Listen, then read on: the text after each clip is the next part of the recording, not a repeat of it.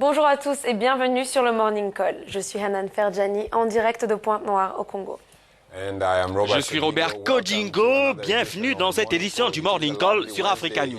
Nous sommes en direct en français et en anglais pour ce magazine.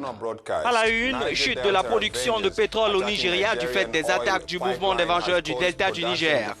Une résurgence de la contestation que le groupe attribue au refus du dialogue par le président Muhammadu Buhari.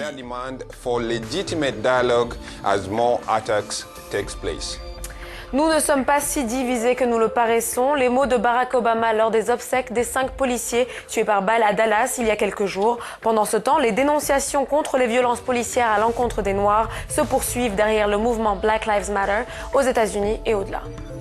Et puis dans notre bulletin d'information, Mali, au moins 2 morts et 18 blessés au cours de manifestations contre le gouvernement.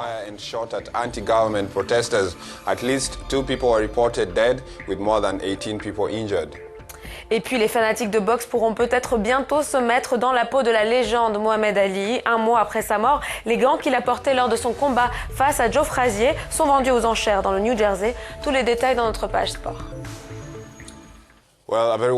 Bienvenue dans cette édition du Morning Call. Chute de la production pétrolière du Nigeria de 2,2 à 1,5 million de barils par jour suite aux attaques d'oléoducs par le groupe des Vengeurs du Delta du Niger. Le mouvement qui vient d'ailleurs de s'en prendre aux installations d'ExxonMobil accuse le président Buhari de refuser le dialogue avec ses militants et les acteurs politiques de cette région. Muhammadu Buhari is in a bid to end the conflict, has shut down and decided to shut down their demands for legitimate dialogue to end the conflict. Et de son côté, la compagnie pétrolière anglo-néerlandaise Shell a annoncé avoir fermé lundi son oléoduc Trans-Niger Pipeline en raison d'une fuite à Gio dans l'état de Rivers. Des navires armés et des avions de combat avaient été déployés dans la région afin d'y traquer les Vengeurs du Delta qui, je le rappelle, réclament le départ des entreprises étrangères et l'indépendance de la région. Nous avons demandé l'avis de l'analyste politique Djibril Ibrahim sur cette poursuite des attaques sur des terminaux pétroliers par les Vengeurs du Delta du Niger. Suivez plutôt. À mon avis, ce qu'ils essaient de faire, c'est de paralyser l'économie nigérienne de telle sorte que le pouvoir soit contraint de négocier avec eux et de leur donner de l'argent.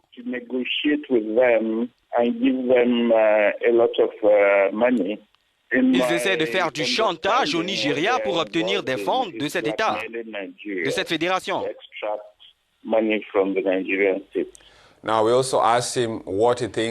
Quel est selon vous le but stratégique poursuivi par ces militants? D'aucuns parlent de motivation politique qui ont pour ambition de ternir l'image de la présidence Buhari.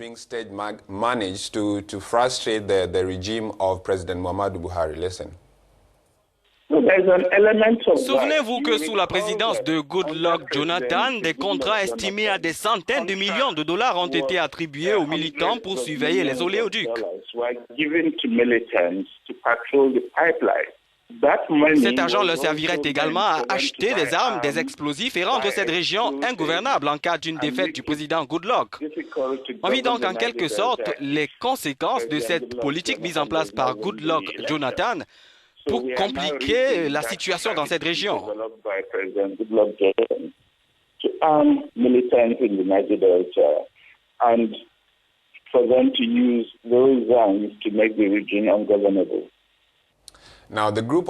Alors cette organisation a dit vouloir continuer ses attaques.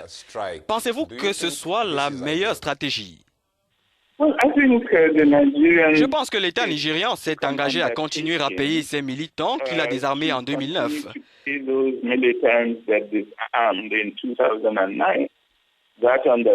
Cet engagement est valide et c'est triste de constater que certains d'entre eux ne sont pas régulièrement payés. Je pense que le gouvernement devrait toujours tenir ses promesses et s'assurer que ce qui est écrit soit effectivement mis en œuvre.